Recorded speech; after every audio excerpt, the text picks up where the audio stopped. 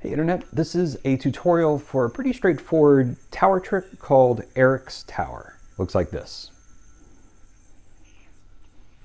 So Erich's tower starts off with the Houdini mount, which is a double or nothing that starts on your thumb, and then your pointer finger, and your other pointer finger.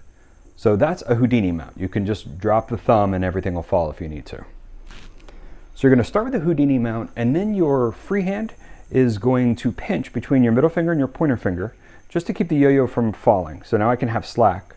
So I'm pinching right here between these two fingers. Pinch.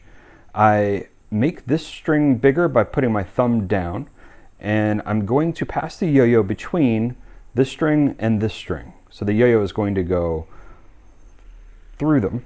I go forward, keep that pinch, keep that thumb, go around like this.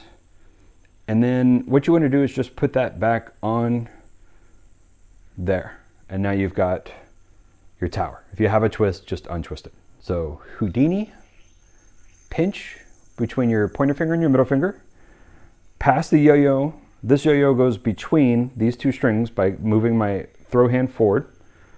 I go around, and then I'm going to place it on and drop. You can kind of move your hands to get that shape better. Now, a couple style points here. When you are going through, just drop. You don't have to line up the yo-yo. It kind of gives it that kind of cool slack look. So you're here, and I just drop. And the yo-yo, you want the string to hit the center of the yo-yo like that. And to get out, if you want to be stylish, you can kind of turn your hands and give yourself a little rejection.